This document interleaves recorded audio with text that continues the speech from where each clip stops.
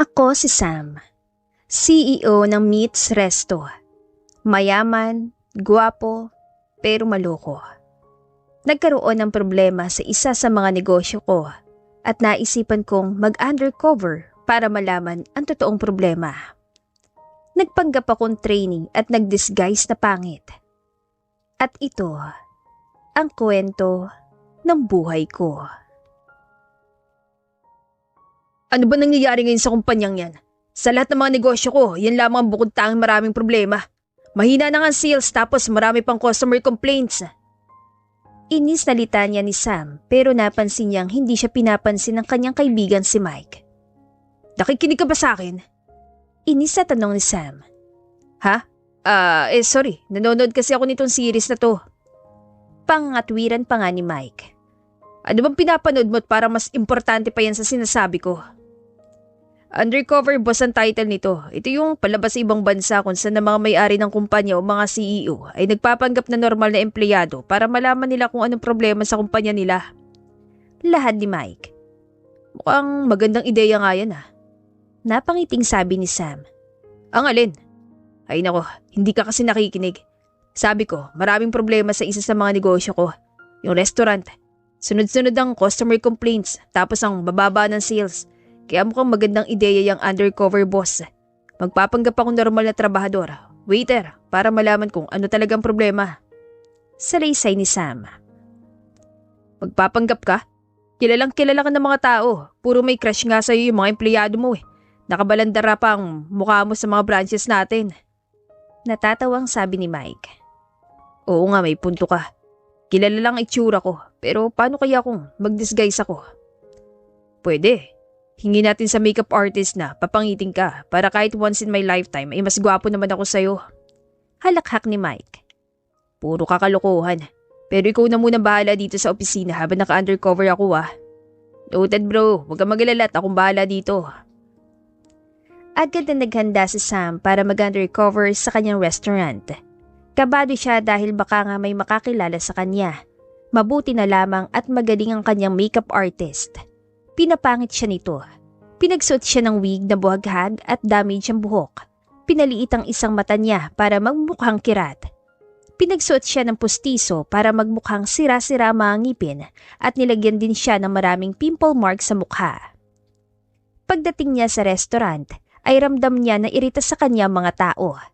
Masusungit ang mga ito at paminsan-minsan ay hindi pa nga siya pinapansin. Iisang tao lamang ang tumatrato sa kanya na maganda at iyon ay si Andrea. Ito din kasi magte-training sa kanya kaya palagi niya itong kasama. First time mo bang magtrabaho sa ganitong klaseng industriya? Usisa ni Andrea. Bakit mo naman yun naitanong? Kabadong tanong ni Sam. Kasi parang wala kang alam sa pagbebenta at pagtatrabaho sa kitchen. Kahit paghawak ka ng tray o paghawak ng kutsilyo, hindi ka marunong.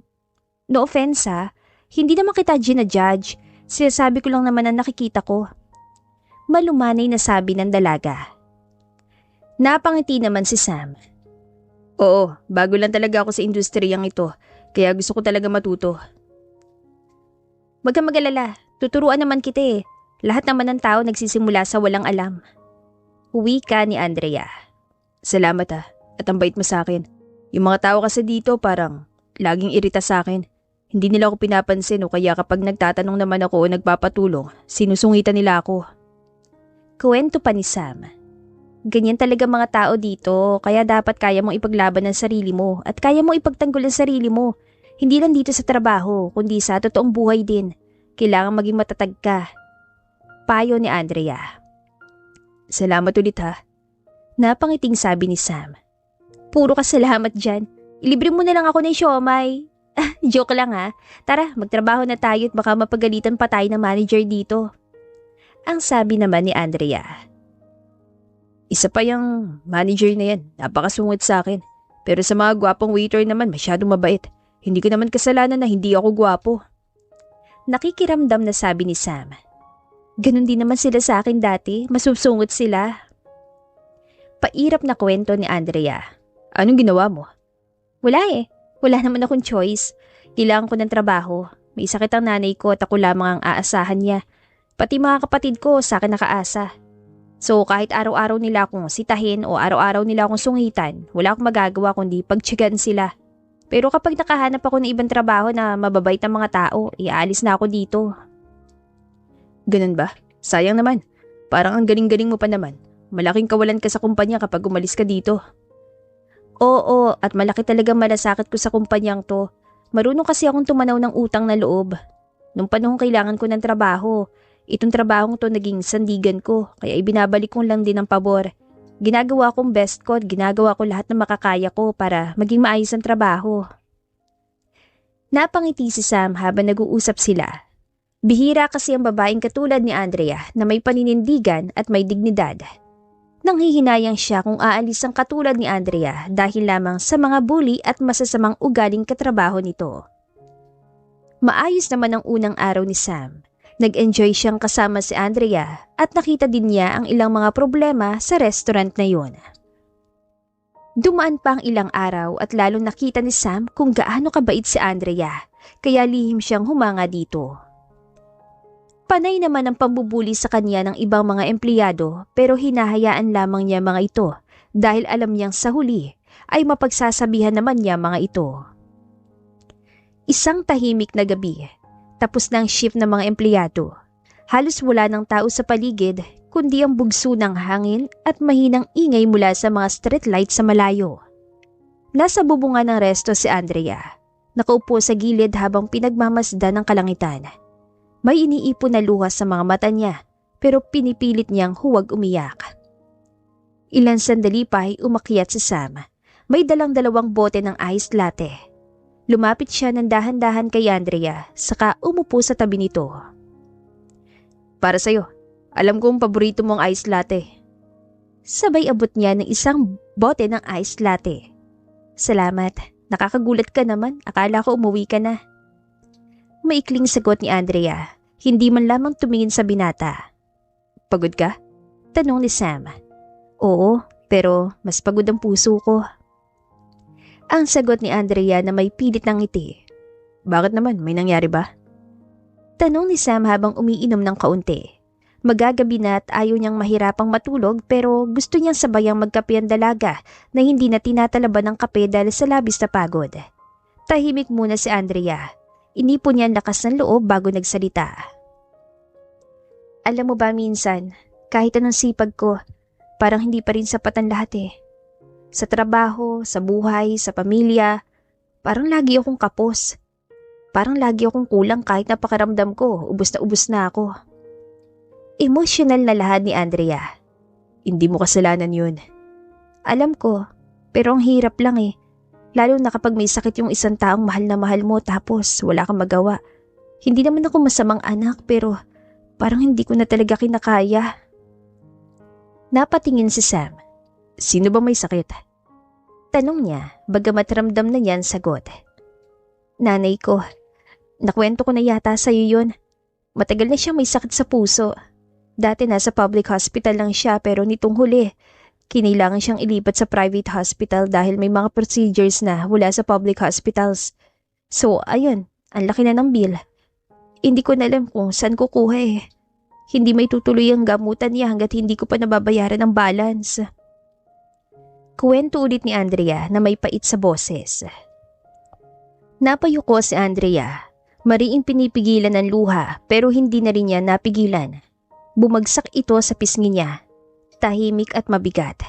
Dali-dali niyang pinuna sa mga yon na para bang ikahihina niya na may makakitang umiiyak siya. Sensya ka na ha. Hindi ko naman sinasadya na magdrama dito. Kabago-bago pa lang nating magkakilala, nagkakwento na agad ako sa iyo ng kadramahan ng buhay ko. Nahihiyang sabi ni Andrea. Walang masama sa paglabas ng nararamdaman. Sabi ni Sam habang inaabot ang isang panyo sa bulsa niya. Eto, punasan mo muna mga luha mo at baka bumaha dito sa rooftop eh, mahirapan pa tayo maglimas. Biro pa ni Sam. Kinuha yun ni Andrea at napangiti ng kaunti. Salamat. Ang kulit mo din talaga pero masaya kang kausap at kahit paano gumaga naman ang pakiramdam ko. Tahimik ulit sila saglit. Hangin lang ang naririnig nila. Tumitig si Sam sa mga bituin habang hawak pa rin ang bote. Alam mo Andrea, hindi ka mali. Hindi ka kulang. Sa totoo lang, humahanga ako sa'yo. Napakatapang mo at mabuti ang puso mo para tulungan ang pamilya mo kahit ang bata mo pa. Yung ibang kaedad mo puro sariling iniisip at puro good time lang ang alam pero iba ka. Paghanga ni Sam. Napalingon si Andrea at bahagyang nagulat. Ha? Sa akin? Humahanga ka? Oo, ang tapang mo. Ang lakas mo. Hindi ko alam kung kaya kong gawin yung mga ginagawa mo. Yung magpakatatag kahit ang dami mong iniinda. Pero sa kabila ng lahat masayahin ka pa rin at kaya mong tumulong sa mga taong katulad ko. Pagpapatuloy niya, napabuntong hininga si Andrea. Ay, wala naman kasi akong choice. Ako lang ang maasahan nila. Kung hindi ako kikilos, sino pa? At saka hindi naman kasi mahirap tumulong. Kahit ano pang sitwasyon natin, dapat tayong tumulong sa kapwa. Hindi pwedeng hintayin nating maging okay tayo bago pa tayo tumulong. Paano kung hindi na tayo maging okay, edi hindi na tayo tutulong? Mahabang pahayag ni Andrea. Pero hindi lahat ay tutulong. Wala nga pumapansin sa akin sa resto na to. Kung papansinin man ako, yun ay para asarin o pagtawanan o kaya ay laitin ang itsura ko. Mapait na kwento ni Sam. Alam mo, may kasabihan nga sa Ingles, we need to be nice to everyone because everyone is fighting a battle we know nothing about. Nakangiting sabi ni Andrea. Ayoko na. Inglesa na to, baka dumugo ang ilong ko. Halakhak ni Sam. Nabasa ko lang din yun. Biro ni Andrea. Pero seryoso na. Hindi ibig sabihin ay kailangan mong gawin lahat mag-isa. Sabi ni Sam. Seryoso ang boses ng binata. Muling naging formal ang mukha ng dalaga. Wala naman akong ibang aasahan Ako? Sagot ni Sam. Ha? Gulat na tanong ni Andrea. Ako. Pwede mo akong asahan. Kung kailangan mo ng tulong, sabihin mo lang. Tinutulungan mo ako kaya nandito lang din ako para sa'yo. Sinserong sabi ni Sam. Napailing si Andrea, pilit nang umiti. Ang bait mo, pero hindi mo naman kailangan gawin yun. Lalo na't bago pa lang naman tayong magkakilala, ang bilis mo namang magtiwala. Hindi ko kailangan gawin pero gusto ko. Natigilan si Andrea. Tumingin siya sa mga mata ni Sam. Parang may gustong sabihin pero hindi niya masabi. Bakit ka ganyan? Tanong niya sa mahina ring boses. Bakit? Ang bait mo sa akin Hindi mo naman ako lubusang kilala. Mas kilala kita kaysa sa akala mo. Bulong ni Sam. Salamat ha, sa pakikinig, sa pag-unawa, at kahit papano sa pagpaparamdam na hindi ako nag-iisa sa labang to. Napangiti si Sam. Lagi ako nandito, kahit kailan, kahit saan. Ay nako, baka magka-crush na talaga ako sa'yo niyan. Biro ng dalaga, pero bahagya din naman totoo. Wala namang masama dun. Sabay tawa ni Sam. Napatawa na rin si Andrea. Sa wakas, gumaan ang pakiramdam niya. Sa ilalim ng mga bituin, may sandaling parang hindi siya nag-iisa. Parang kahit gaano kabigat ang problema, ay may isang taong handang umalalay. At sa hindi niya inaasahang pagkakataon, ay si Sam pala yun. Tinanggihan pa rin ni Andrea ang tulong na inaalok ni Sam. Ayaw naman kasing makaabala ni Andrea dahil hindi niya alam na si Sam pala ang may-ari ng resto na pinagtatrabahuhan at ubod pala ng yaman nito. Sa kagustuhang makatulong ay gumawa ng paraan si Sam. Makalipas ang ilang araw mula na magka-heart-to-heart talk sina Andrea at Sam sa bubungan ng resto, ay balik trabaho na ulit ang lahat. Sa paningin ng iba ay parang walang nagbago, pero sa pagitan nilang dalawa ay may hindi maipaliwanag na koneksyon na tila lalong lumalalim. Naging malapit sila sa isa't isa at parang naging parte ng puso ng bawat isa. Tahimik lang si Sam buong araw. Pero sa loob-loob niya, hindi siya mapakali. Alam niyang hindi basta-basta ang pinagdadaanan ni Andrea. At bilang may-ari ng restaurant, kahit hindi pa niya naamin ang kanyang tunay na pagkatao, ay alam niyang may magagawa siya. Kaya gumawa siya ng plano. Kinausap niya ang manager, ang head waiter, pati ang HR ng kumpanya para maisagawa ang gusto niya. Pero kailangan niyang siguruhin na hindi malalaman ni Andrea na siya nagpasimula nito. Makalipas ang ilang araw, Matapos ang isang abalang shift ay ipinatawag si Andrea sa opisina. Pagpasok niya ay nandoon ang manager nila na si Miss Ria at may hawak ito na envelope at isang maliit na gift bag. "Andrea, maupo ka muna," sabi ng manager sa seryosong tono. Kinabahan si Andrea dahil hindi naman sila kadalasang ipinapatawag maliban kung may mga reklamo ang mga VIP customers. Halos manginig ang mga kamay niya. She can't afford to lose her job. Ito lamang ang meron siya ngayon para maitawid ang pangangailangan ng kanyang pamilya at pati na rin ang pagpapagamot sa kanyang ina. "Parang seryoso masyadong pag-uusapan natin. Nakakakaba naman po," pabirong sabi ni Andrea, pero nanatiling seryoso ang manager at lalo namang kinabahan si Andrea. "Talagang seryoso ang pag-uusapan natin, Andrea," wika ng manager. May nagreklamo ho ba sa akin? Ma'am, alam niyo po kung gaano kahalaga sa akin ang trabaho to kaya pinagbubutihan ko araw-araw." Kabado niyang tanong. "Hindi, Andrea.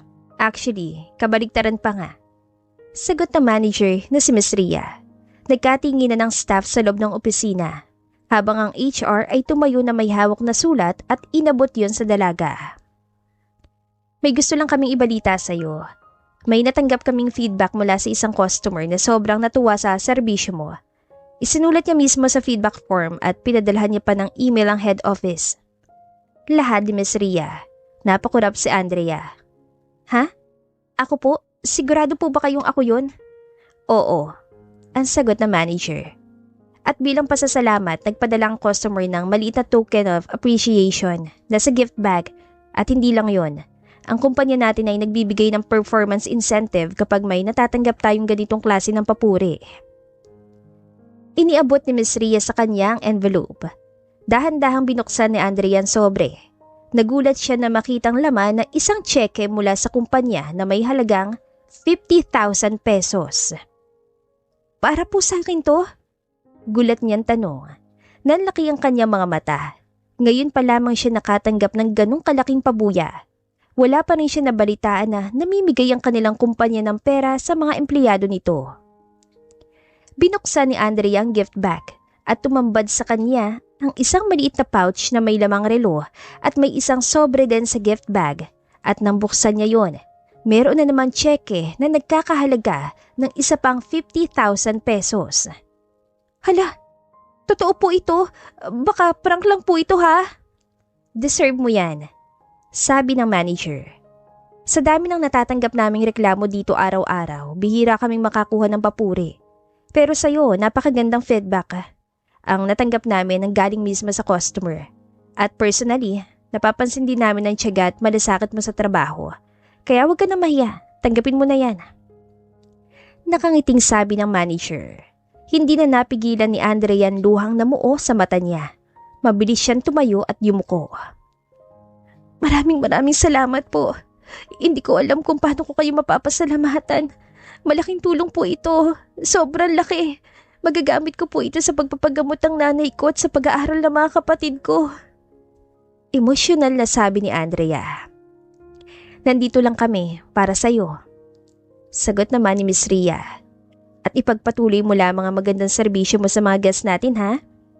Bilin pa ng manager. Lumabas ng opisina si Andrea na may halong gulat at tuwa. Agad siyang tumakbo papunta sa locker room kung saan naroon si Sam at kasalukuyan nagpapalit ng shirt. Hindi rin niya maipaliwanag kung bakit. "Hoy!" tawag niya. Hawak-hawak ang envelope at iwinawagayway pa yun. "Alam mo ba kung anong laman itong mga sobrang to?" Masayang tanong ni Andrea. "Ha? Ano yan?" tanong ni Sam. Patay mali siya na kunwari walang alam. "Reward daw galing sa customer at may bonus din ako mula sa kumpanya. Ang laking halaga, Sam. Malaking tulong to sa amin ng nanay ko at ng mga kapatid ko. Hindi ko talaga alam kung ano nangyari. Parang milagro. Mantakin mo, 50,000 galing sa customer at tinapatan yun ng kumpanya. Kaya meron akong 100,000 piso ngayon. Sakto na yun sa bayarin sa ospital kaya itutuloy na nilang paggamot sa nanay ko at may sosobra pang konti." Mahabang salaysay ni Andrea. Malaki ang ngiti nito at may kung anong humaplos naman sa puso niya na makitang masaya si Andrea. Ngumiti si Sam. Wow, ang swerte mo naman. Pero alam mo, deserve mo talaga yan. Mabait ka, magaling ka sa trabaho at may malasakit ka sa kumpanya. Tingin mo?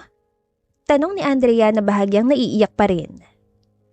Sigurado ako at hindi ako magugulat kung madadagdagan pa yan. Sagot ni Sam sabay kindat. Sa isip naman ni Sam ay hindi niya alintana ang perang inilabas niya mula sa sariling bulsa para maibigay ang reward at bonus.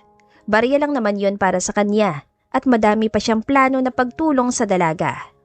Ang mahalaga sa kanya kahit na papano, nabawasan ng bigat sa dibdib ni Andrea. Kinagabihan, papauwi ng karamihan, pero si Andrea ay nagpaiwan. Pagkalabas si Sam mula sa staff area, sinalubong siya ni Andrea. Sam! Tawag niya. Oh, Andrea, nandito ka pa pala. Anong meron? Kabadong tanong ni Sam. Gusto lang kitang pasalamatan. Hindi ko alam kung may kinalaman ka man o wala sa nangyari. Pero gusto kong malaman mo, hindi ko yun makakalimutan. Tumangulang si Sam at ngumiti. Siguro kung may taong nandyan para sa akin sa oras ng pinakakailangan ko, ikaw yun. Nagtagpo ang tingin nila, sandaling tahimik, wala nagsalita. Pasakay ka na? Tanong ni Sam para maiwas ang hinala ng dalaga. Oo, sabay na tayo? Sige. Sagot ni Sam.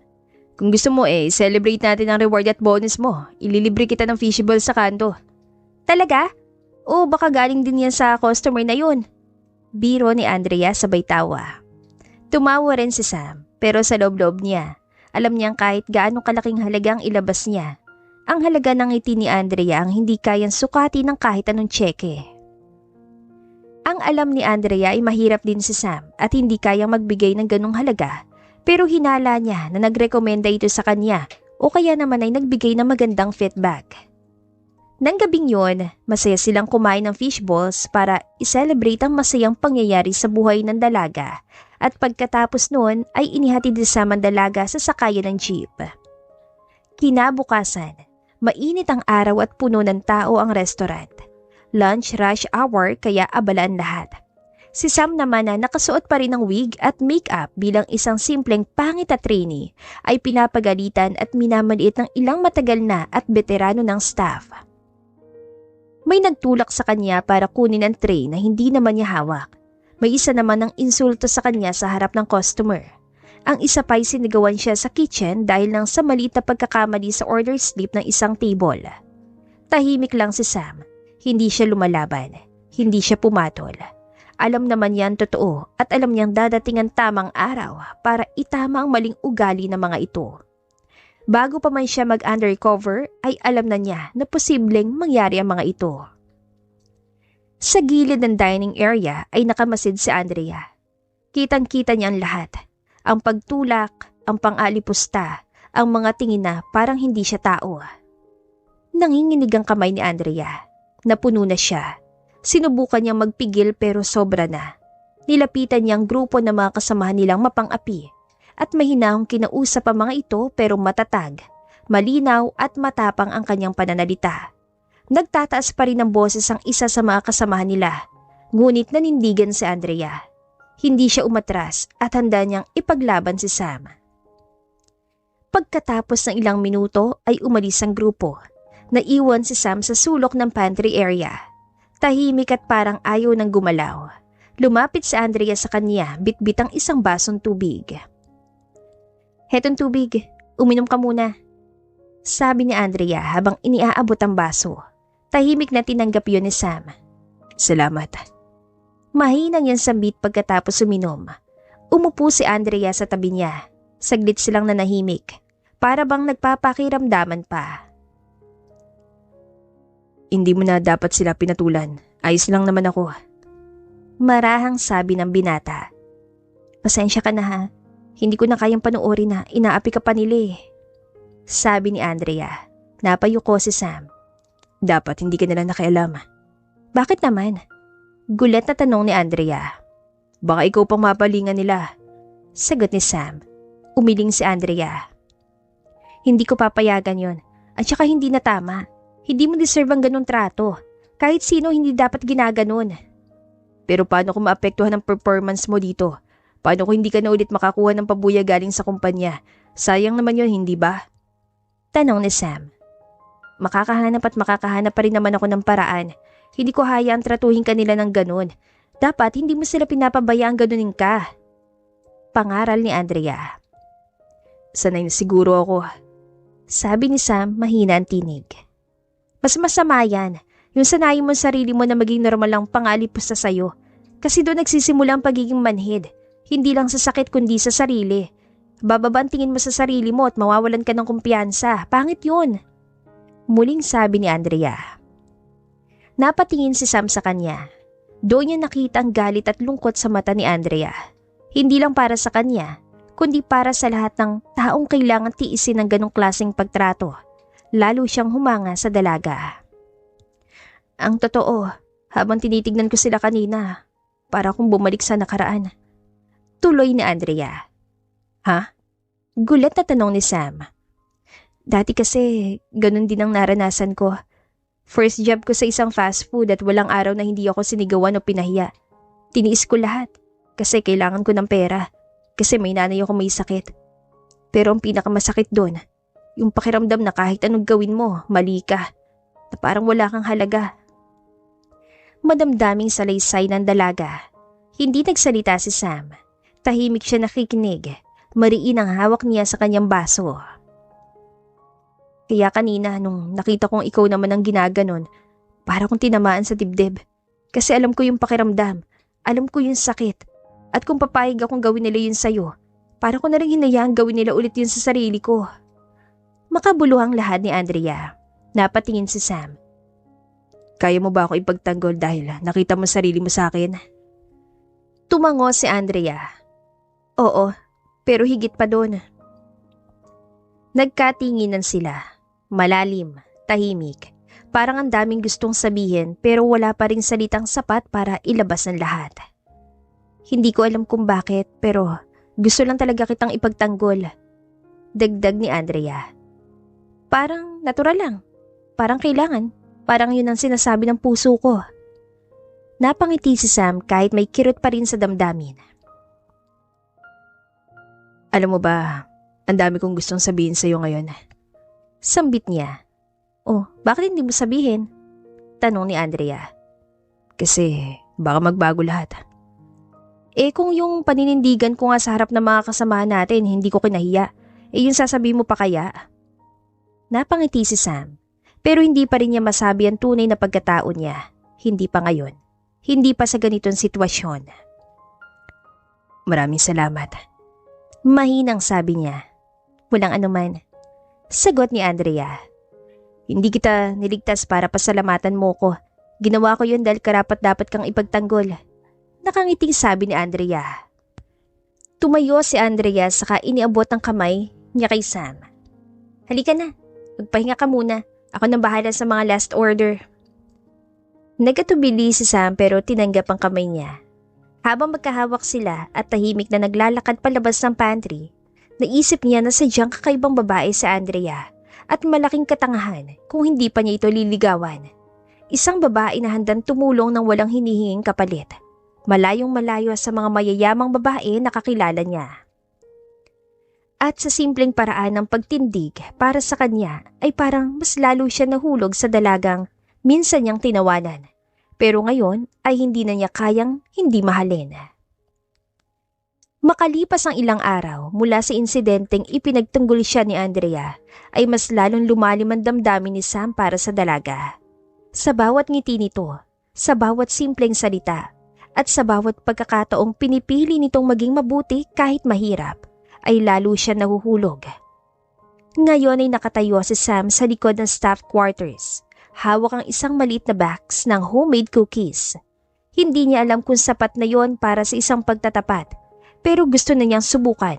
Hindi na niya kayang itago ang nararamdaman niya para sa dalaga. Nakita niyang dumaan si Andrea papunta sa likod at may hawak ito na basurahan. Magaan ang lakad dito at parang palaging may rhythm ang kilos. Naka-ponytail lang si Andrea. Simple ang uniform at wala man lamang makeup ang dalaga. Pero para kay Sam ay ito pa rin ang pinakamaganda sa lahat at para bang biglang bumagal ang mundo. Para ba naging slow motion ang lahat? Lumapit siya sa dalaga. Andrea? Napalingon ng dalaga. Uy, ikaw pala. Bakit napatahimik ka dyan? May sasabihin ka ba? Kailangan mo ba ng tulong? Oo, may gusto lang sana akong sabihin. Lakas loob na sabi ni Sam. Oh, ano yun? Tumigil si Andrea at naghintay sa kanyang sasabihin. Inabot ni Sam ang kahon ng cookies. Ako mismo ang gumawa niyan. Huwag kang matakot at hindi naman yan expired at masarap din yan kaya hindi sasakitan tiyan mo dyan. Biro niya, bagyang kabado ang boses. Napatawa si Andrea. Wow, effort ha? Anong okasyon? At saka parang wala ka naman nababanggit na marunong ka mag-bake. Baka sumakit ang tiyan ko dito ha? Huminga ng malalim si Sam. Gusto sana kitang ligawan. Bigla ang sabi niya at kahit siya'y tila nagulat din. Hindi agad nakasagot si Andrea. Tinitigan niya si Sam na parang iniisip kung seryoso ba ito. Ilang segundo pa lumipas bago siya ngumiti. Ang tagal ko nang hinihintay na sabihin mo yan. Pilyang sabi ni Andrea at isang ngiti ang rumihistro sa mukha nito. Nagulat si Sam sa sinabi ng dalaga. Ha? Totoo? Hindi ba halata? Nahulog na rin ako sa'yo. Gusto rin kita, Sam.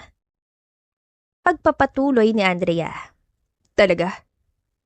Para siyang bata na hindi makapaniwala sa narinig. Tumango si Andrea. Oo nga, at hindi dahil sa cookies ha.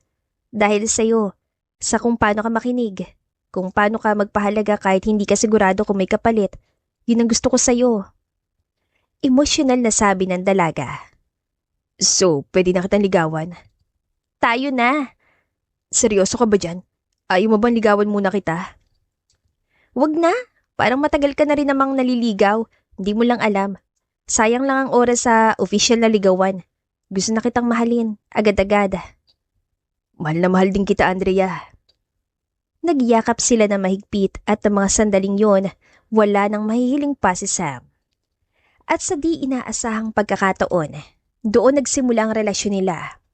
Walang grand gesture, walang fireworks, walang kamera, walang audience. Isang simpleng harap-harapang pag-aamin lamang ang naganap, pero totoo, tahimik at punong-puno ng totoong damdamin at pagmamahalan.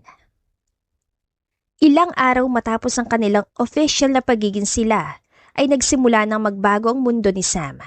Mas naging masaya ang trabaho niya, mas magaan ang bawat shift, at mas totoo ang bawat ngiti niya.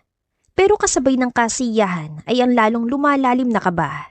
Hindi pa rin kasi niya nasasabi ang totoo kay Andrea. At mas tumatagal ay mas lumalaki ang bigat sa dibdib niya.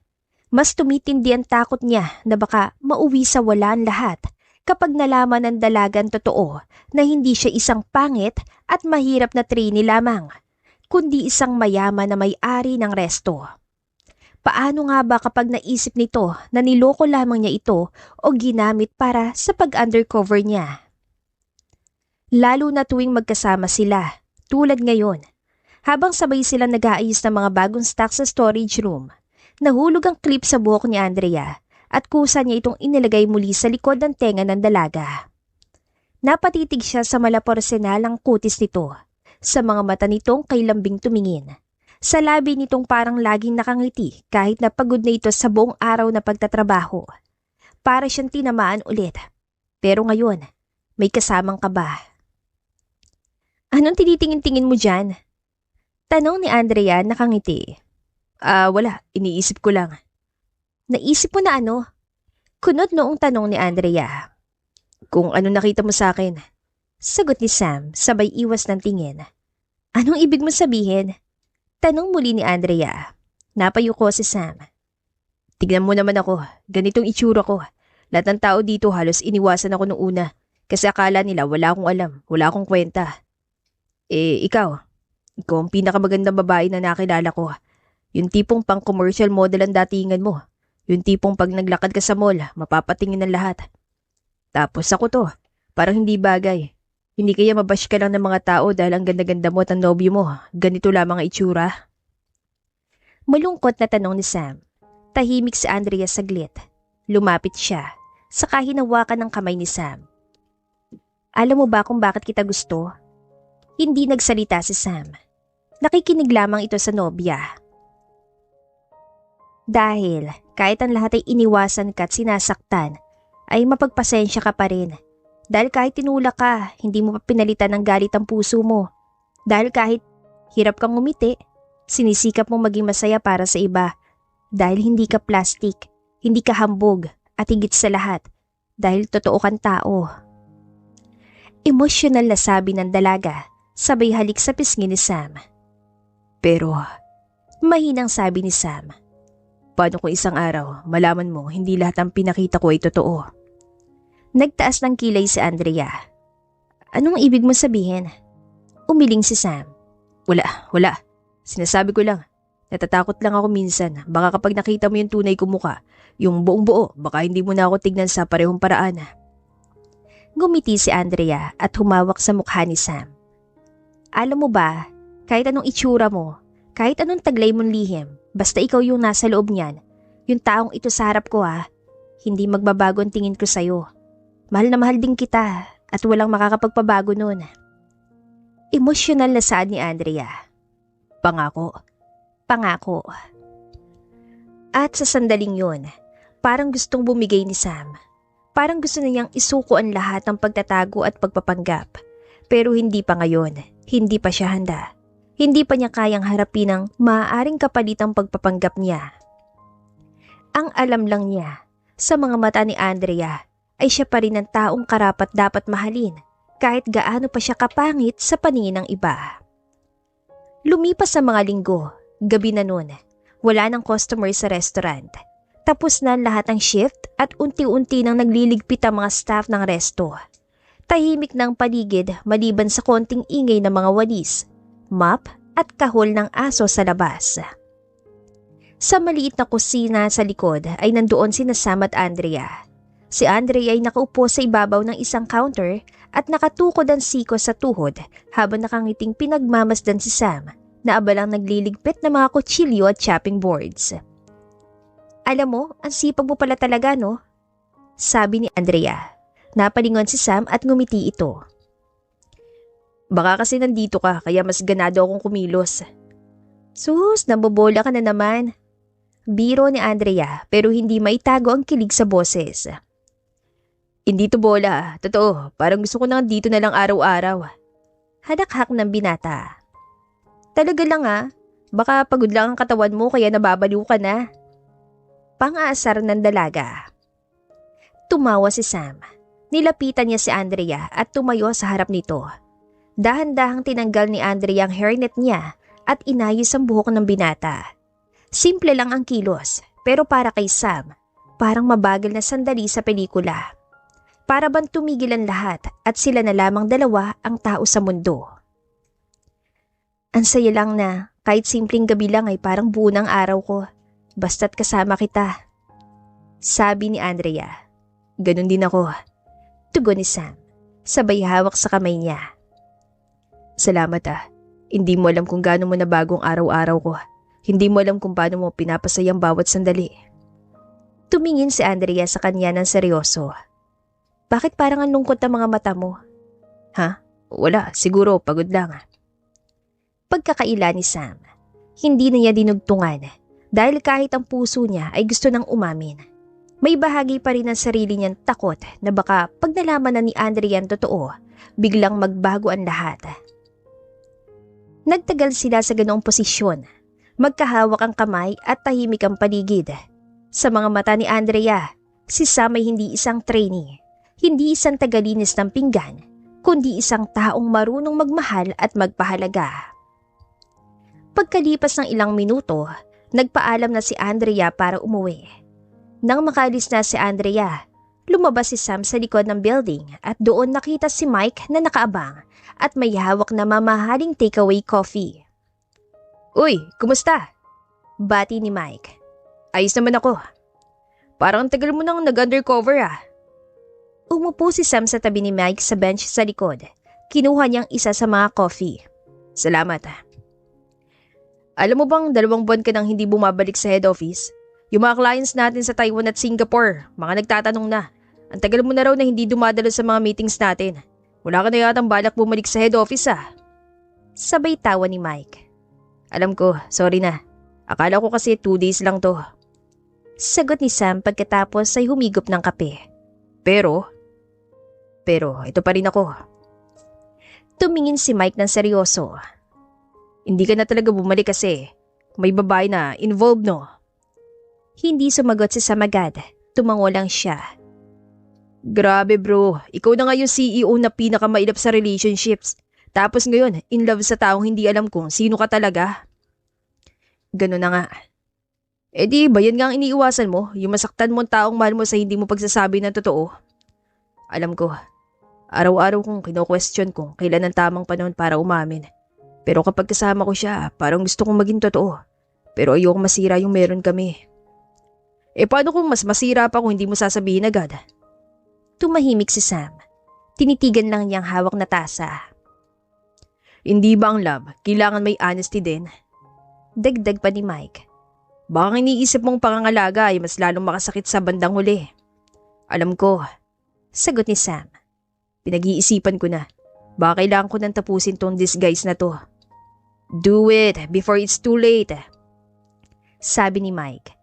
Kasi kapag nalaman niya sa iba, mas mabigat yon. Tumango si Sam. Mabigat ang pakiramdam. Pero, aminin ko sa'yo, ngayon lang ako naging ganito kasaya. Para ngayon ko lang natutunang mahalin yung sarili ko kahit ganitong itsura ko. Hindi bilang CEO, hindi bilang mayaman, kundi bilang tao. Ngumiti si Mike. Iba talaga kapag tinamaan ng tunay na pag-ibig. Malakas ang tama sa'yo ng babaeng yun, oh. Tumawa si Sam na mahina. Oo nga. Isipin mo, buong buhay ko nagkakagusto ang mga babae sa Sam na gwapo at mayaman. Pero heto isang babae na minahal ako bilang isang pangit at mahirap na trainee. Kakaibang babae to, pre. Minsan lang sa isang linggo magka-day off na sabay si Sam at Andrea. Kaya ngayong gabi, sinigurado ni Sam na magiging espesyal ang kanilang unang official dinner date. Wala siyang dalang mamahaling regalo. Wala rin siyang planong magdala ng sasakyan o magsuot ng branded clothes. Gusto niya lang maging totoo kung sino siya sa paningin ni Andrea. At doon sila nagtungo sa isang maliit na rooftop food spot na hindi kalayuan sa kanilang pinagtatrabahuhang resto. Maliit lang ang lugar. May ilang string lights at plastic plants pero malinis at presko ang hangin. Romantic ang ambience. May ilang mesa lang at tahimik ang paligid. Perfect na setting para sa isang date na hindi kailangan ng engranding budget. Ang ganda dito, sabi ni Andrea habang nakatingala sa ilaw na nakasabit. Iginala nito ang mga mata at saka ngumiti na matamis. Sabi ko na nga ba't magugustuhan mo dito eh. Sagot ni Sam, proud na proud sa napili niyang lugar. Simple lang pero ang sarap sa pakiramdam, parang hindi nakaka-stress. Perfect para sa mga tulad nating pagod lagi. Ani Andrea. Yun ang goal. Natatawan sagot ni Sam. Gusto ko sana maramdaman mo, pwedeng maging mabagal ang mundo kahit isang gabi lang. Dumating na mga orders nila. Grilled liempo, inihaw na pusit, sisig na tofu at garlic rice. May 2 ding bottled ice latte at isang slice ng leche flan para sa panghimagas. Wow, kumpleto! Lahat ng paborito ko!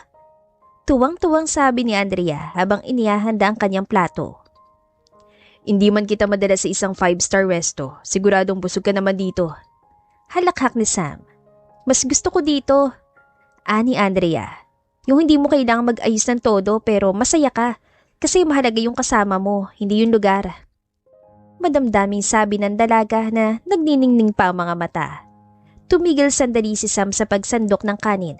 Tinignan niya si Andrea. Walang make-up, nakasimpleng dress lang pero para sa kanya, ito na ang pinakamagandang babaeng nakita niya. Alam mo, hindi ko lang to sinasabi kasi date natin ngayon. Pero ang ganda-ganda mo. Sabi niya. Grabe ka, kanina pa yan ha? Nahihiyang sagot ni Andrea habang tumatawa. Hindi ko mapigilan eh. Parang gusto kong kuhanan ng picture tong gabi na to para hindi ko makalimutan. Biro pa ni Sam. Wala ka namang camera. Biro din ni Andrea. E di isusulat ko na lang sa memorya ko. Detalyado lahat. Yung buhok mong humahangin.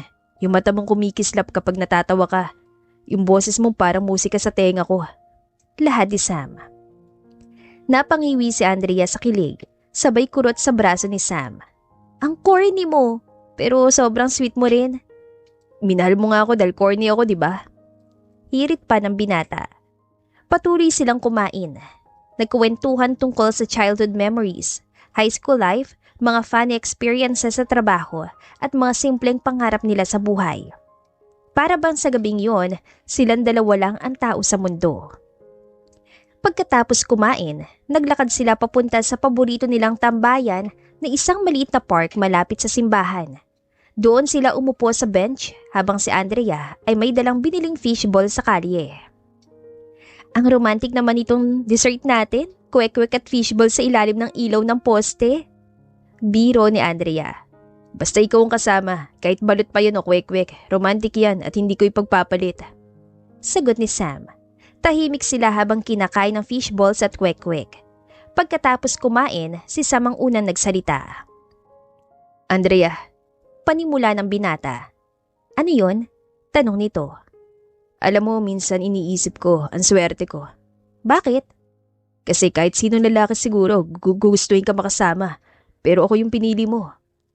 Ngumiti si Andrea, tumingin sa kanya. Hindi ko alam kung swerte ka o malas ka. Biro niya. Pero sigurado ako na ako ang swerte. Napangiti si Sam, pero sa loob-loob niya ay may kumurot. Dahil sa dami ng totoo sa pagitan nila, isa lang ang hindi pa niya maibigay. Ang buo niyang pagkatao. Hindi pa ngayon. Hindi pa niya kayang sirain ang gabing ito. Masyado siyang masaya at natatakotan naman siyang masira yun. Sa halip na umami na ay humawak siya sa kamay ni Andrea.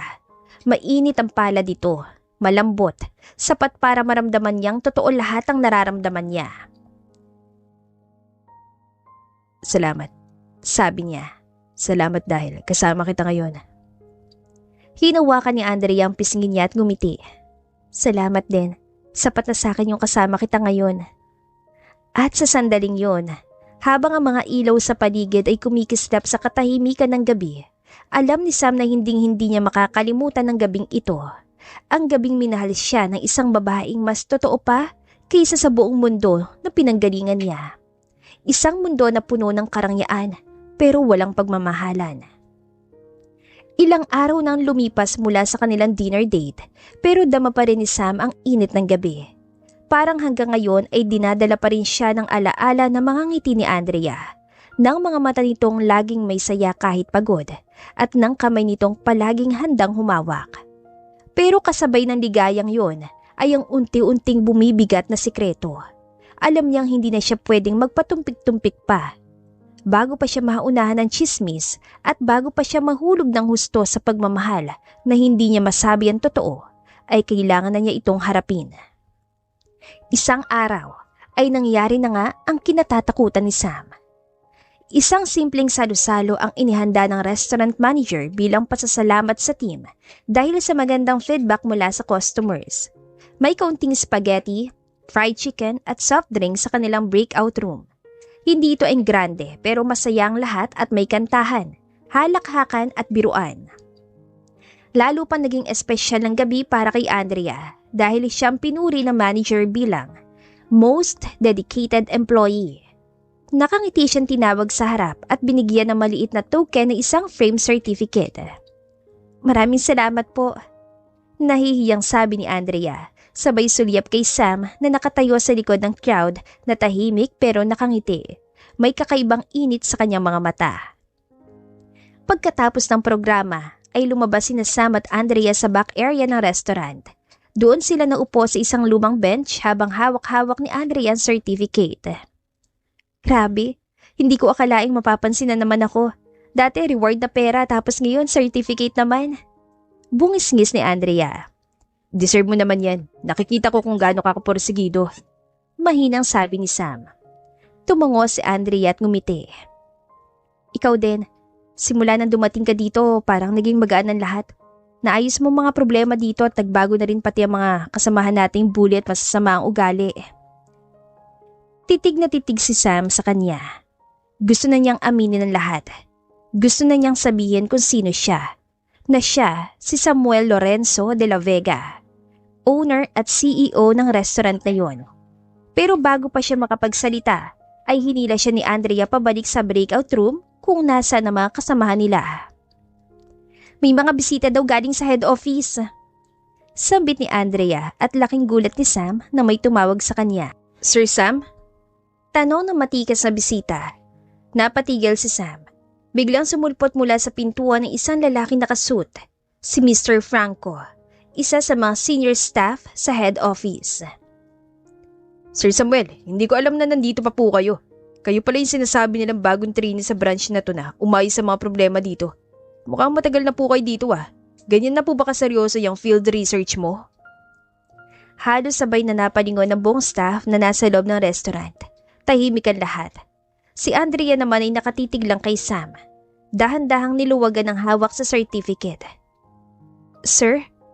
Tanong niya. Halos hindi lumalabas ang boses. Andrea. Mahinang tugon ni Sam. Tila unti-unting lumiit ang mundo ni Andrea. Ang tingin niya sa lalaki sa harap niya, ang simpleng trainee na makulit, mabait at marunong makinig, ay biglang naging isang taong hindi niya kilala. Anong ibig sabihin nito? Tanong niya, bakas ang panginginig sa boses. Lalapit sana si Sam pero isang hakbang lang ang naabante niya. Hindi ko pa nasasabi kasi dahil natakot ako. Simula niya. Takot ako mawala ka kapag nalaman mong may tinago ako. Pero hindi ako nagkunwari para lokohin ka. Ginawa ko to dahil kailangan kong ayusin ang mga problema sa restaurant na ito. Hindi ko naman inakala na makikilala kita. At mamahalin kita. Pagdadahilan pa ni Sam. Pero hindi mo pa rin sinabi ang totoo kahit nung maging magnobyo na tayo. Hinayaan mo akong maniwala.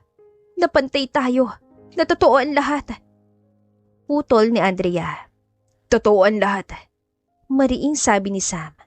Lahat ng sandali natin, lahat ng tawa mo, ng hawak ng kamay mo, yun ang mga pinakatotoong bagay na naranasan ko. Emosyonal na sabi ni Sam. Napailing si Andrea at halatang pinipigilan ng luhang gustong bumagsak. Totoo?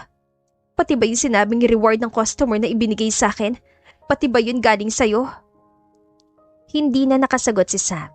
Isang saglit na katahimikan ang sumagot para sa kanya. Ang sakit naman nun, Sam. Pinagmukha mo kung tanga. Bulong ni Andrea. I'm sorry. Mahina ring sabi ni Sam. Uuwi na ako. Mahina niyang sabi sabay lakad palayo. Hindi siya sumigaw. Hindi siya nagwala. Pero ang bawat hakbang niya ay parang dumadagundong sa dibdib ni Sam. Dahil sa bawat hakbang ay nararamdaman niyang lumalayo si Andrea. Hindi lang pisikal, kundi pati sa damdamin. Naiwan si Sam na nakatayo sa harap ng mga empleyado niya at nakatingin sa pintong sinarahan ni Andrea. Tahimik siya. Hindi na niya naituloy ang I love you na kanina pa niyang gustong sabihin. Ngayon ay ang dami niyang gustong sabihin pero huli na ang lahat. Ilang araw nang lumipas simula ng mabunyag ang tunay na pagkatao ni Sam, pero para kay Andrea ay parang sariwa pa rin ang lahat. Hindi na siya bumalik sa trabaho. Humingi siya ng pahinga sa kanyang manager.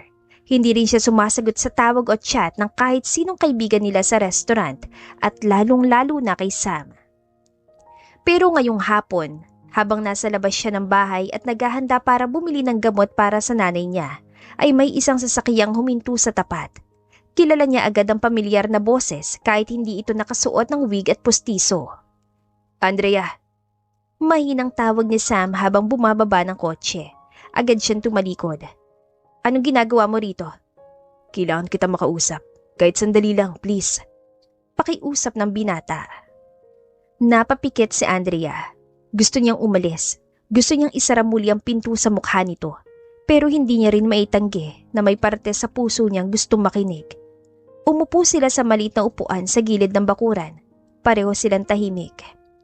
Sa pagkakataong ito, iba ng itsura ni Sam.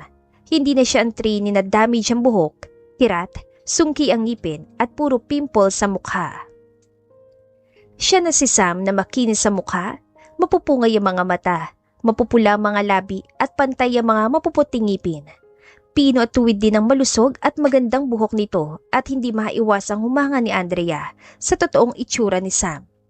Nakasuot din ito ng suit na halatang mamahalin, halatang may sinasabi ito sa buhay.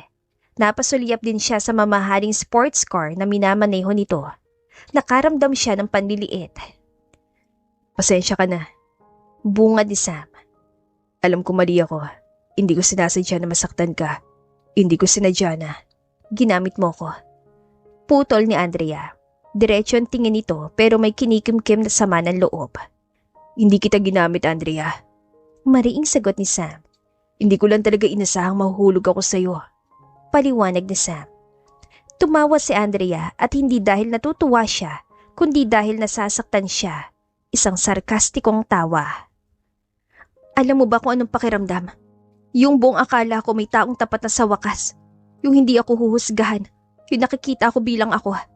Tapos malalaman kong parte lang ako ng isang experiment, ng isang undercover. Sumbat ng dalaga. Andrea, hindi to acting. Lahat ng naramdaman ko sa'yo ay... Muling pinutol ng dalaga si Sam. Ako? Ako ba? Alam mo ba kung gaano ako nahulog sa'yo? Sa'yo na akala ko isang simpleng tao. Pinangarap kong makasama ka habang ikaw pala naglalaro ng tauhan sa kwentong ginawa mo. Tanong ni Andrea at halos mapasigaw ito. Hindi agad nakasagot si Sam. Tahimik siyang nakayuko. Mukha akong tanga habang ikaw ay may ibang mundo pala. May sariling script. At ako yung tauhang walang kaalam-alam. Sambit ni Andrea. Mahal kita. Sabi ni Sam at nagpipigil na maiyak. Pero sa dulo, mas pinili mong itago ang totoo. At yun ang pinakamalaking kasinungalingan. Wika ni Andrea at nagkaroon ng saglit na katahimikan. Huminga ng malalim si Sam. Hindi niya alam kung ano pa ang pwedeng sabihin para maibsan ang sakit na nararamdaman ng dalaga. Alam kong hindi sapat ang sorry ko, pero gusto ko lang malaman mo na mahal kita at hindi ko titigilan ng paghihingi ng tawad hanggat hindi mo ko kayang tignan ng walang sakit sa mata mo. Emosyonal na sabi ni Sam. Tumayo na si Andrea. Hindi na niya kayang marinig pa ang mga sinasabi ng binata. Pero bago siya tuluyang pumasok, ay narinig niya muli ang tinig ni Sam. Gusto kang makilala ng pamilya ko. Ani Sam. Napalingon si Andrea. Ha? Nabanggit ko lang sa kanila ang tungkol sa'yo. Tuwan-tuwa sila. Gusto ka nilang imbitahan. Gusto ka nilang makilala. Hindi bilang guest ng CEO, kundi bilang babaeng mahal ng anak nila. Madamdaming sabi ni Sam. Hindi ko alam. Bahala na. Ito na lang ang nasabi ni Andrea at saka ito tuluyang umalis. Wala sa plano ni Andrea ang pumunta. Pero nang dumating ang isang bouquet ng bulaklak at simpleng sulat mula sa ina ni Sam, ay hindi niya alam kung bakit. Pero pumayag siya. Pagdating niya sa malaking bahay ay kinabahan siya agad. Sinalubong siya ng ina ni Sam na may simple pero mainit ang ngiti. Ikaw pala si Andrea. Bati ng ginang. Samuel told us so much about you. Halika, pasok ka. Kumain ka na ba? Tanong pa nito. Walang bahid yaman ang tono ng ginang. Hindi ito matapobre. Sa halip ay parang matagal na siyang inaabangan at parang totoong masaya itong makita siya. Sumunod sa kanyang ama ni Sam na tahimik lang pero nag-abot ng malamig na iced tea. Salamat po. Nahihiyang sagot ni Andrea. Sa lamesa, naroon din si Sam pero hindi agad ito lumapit. Nanatili lang sa isang sulok at pinagmamasdan siya. Hindi siya makapaniwala na nandoon si Andrea. Habang nagkakainan ay walang tinanong na tungkol sa trabaho si Ginang de la Vega. Wala ring patutsada tungkol sa itsura, estado o background ni Andrea. Alam mo ba na matagal ko nang hinihintay na mapansin ng anak kong isang katulad mo? Yung hindi takot magsabi ng totoo kahit masakit, yung matapang at walang arte. Napatingin si Andrea kay Sam at doon niya nakitang isang taong handang tumanggap ng pagkakamali kahit masaktan. Pero hindi pa siya handa. Kaya pagkatapos ng hapunan at habang nag-aayos ng gamit si Andrea, ay nilapitan siya ni Sam. Salamat sa pagpunta. Mahina niyang sabi. Magaan sila kasama. Mababait sila. Nag-enjoy ako. Salamat. Tugon ni Andrea. Sana darating ang araw. Maging magaan na rin akong kasama sa'yo. Nakangiting sabi ni Sam. Hindi sumagot si Andrea. Tumingin lang siya sa kanya ng sandali at saka dahan-dahan lumakad papalayo. Hindi pa ito ang pagbabalik, pero ito ang simula ng pagbubukas muli ng puso ng dalaga sa pagpapatawad. Nang sumunod na linggo, "Sam, sinabi mong gusto mong bumawi, di ba?" Tanong ng ina ni Sam habang naghahanda ng salad sa kusina. "May outreach activity sa barangay center sa Sabado. Pupunta kami ng daddy mo. Baka gusto mong isama si Andrea." "Sigurado po kayo?" Tanong ni Sam. Pero ang totoo ay natuwa siya. Halata namang boto ang pamilya niya kay Andrea at ang kulang na nga lang ay patawarin siya ng dalaga at okay na ang lahat. "Gusto siya ng daddy mo at gusto ko rin siya makasama ulit. Mabait siyang bata at sa tingin ko hindi siya materialistic. May paninindigan siya." Dagdag pa ng ginang. Kaya dumaan si Sam sa bahay ni na Andrea para imbitahan ito. Bitbit niyang isang simpleng invitation card na gawa mismo ng mami niya. "Ini-invite ka ni Mama sa Sabado sa Barangay Center. Feeding program yun. Sumama ka sana." Walang pressure pero may konting ngiti sa dulo. Andrea took the card. Hindi siya agad umuo pero kinabukasan ay dumating din naman siya. Sa feeding program ay nakasuot lamang ng simpleng t-shirt si Andrea habang naglalagay ng lugaw sa mga mangkok ng mga bata, habang si Sam naman ay naghahain ng juice. Hindi sila magkatabi pero pasulyap-sulyap si Sam na lalo namang humahanga sa dalaga. Napansin ito ng ina ni Sam. Napangiti ito at nilapitan ng anak. "Alam mo?" Bulong ng ina habang pinupunasan ng lamesa. "Gusto ko yung nobya mo, hindi maarte. Marunong makihalubilo at higit sa lahat may puso. Maganda din siya kaya sa tingin ko ay cute ang magiging apo ko. Bilisan mo lang. Huwag ka na magpatumpik-tumpik at baka maunahan ka na naman yan." Nakangiti lang si Sam. Hindi siya sumagot pero tumibok ang puso niya sa pag-asang baka nga mabuo pa ang lahat. Baka nga maibalik pa nila ang dati. Malaking bagay din sa kanya na gusto ng kanyang mama si Andrea. Ilan sandali pa, si Andrea naman ang nilapitan ni Ginang de la Vega. "Baka naman masyado ka nang napapagod, iha," sabi na matanda. "Ayos lang ho ako," sagot ni Andrea sabay ngiti na matamis. "Salamat at nakarating ka. Kailangan talaga ng mga taong itong ating tulong." "Naiintindihan ko po. Kapareho ko lang din ho sila. Hindi ho ako mayaman." "Wait, iniisip mo bang magiging issue sa amin na hindi ka mayaman?" "Hindi naman ho sa ganoon pero gusto ko lang din hong maging malinaw sa inyo ang lahat.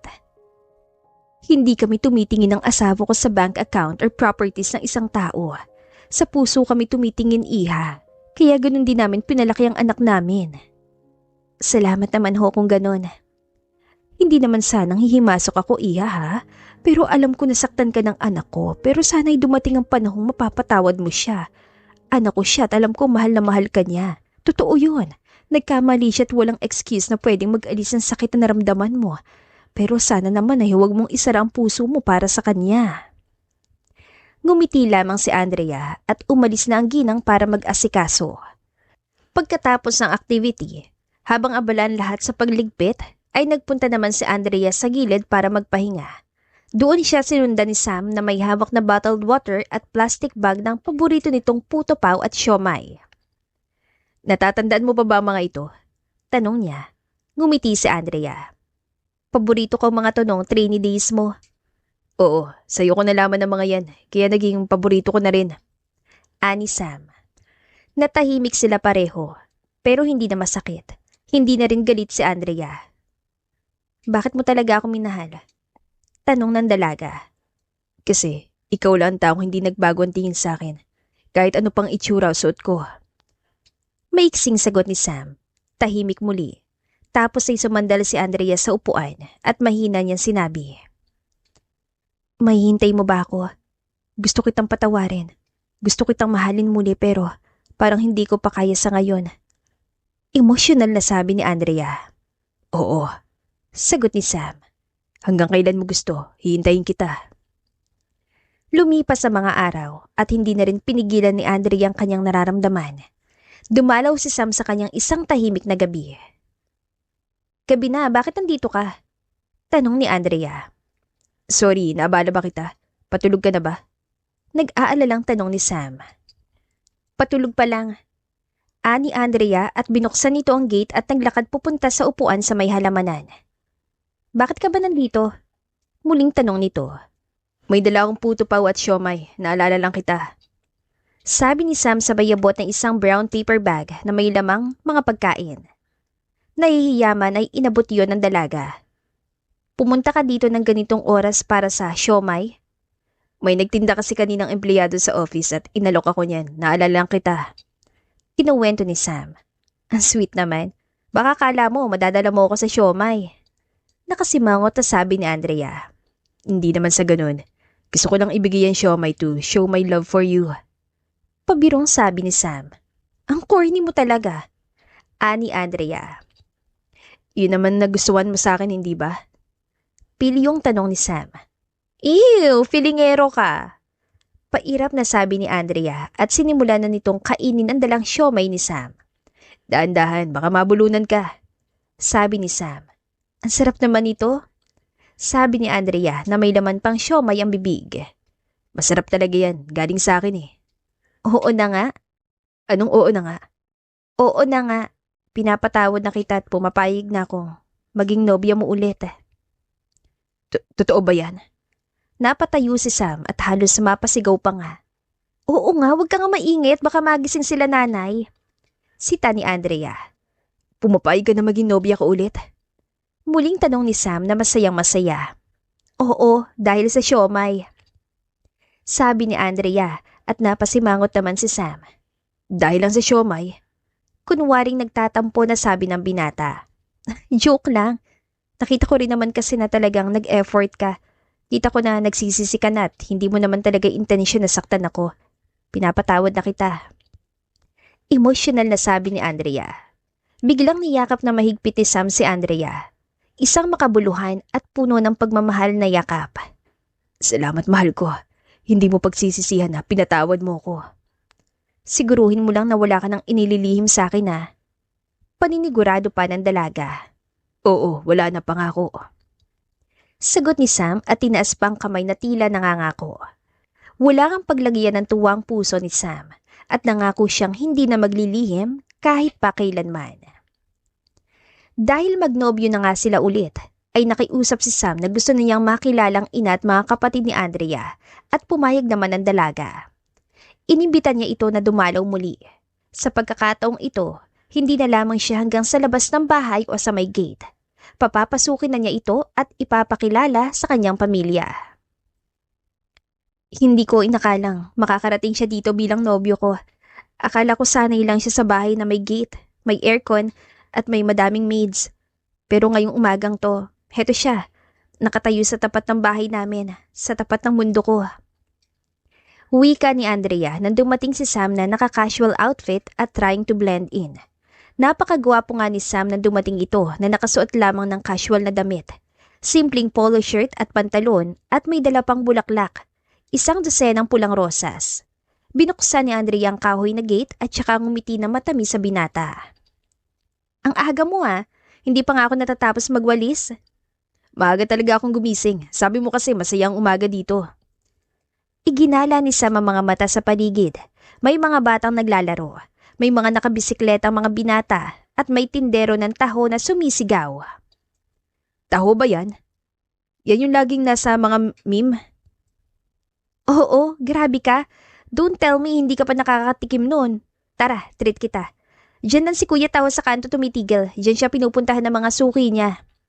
Hindi pa nga ako nakakatikim ng taho, pero mukhang masarap. Tara. Tilapitan nila Andrea ang taho vendor at bumili ng 2 cups ng taho. Nakatingin lamang si Sam habang tinatakal ng tindero ang mga tahong order nila. Habang nagtatakal ng tindero ng taho, ay tinitignan ng 2 yung taho na parang experiment sa science class. Namangha si Sam na makitang arnibal at saka na tumuturo sa gilid ng baso. Walang takip or straw? As in diretso lang to sa bibig?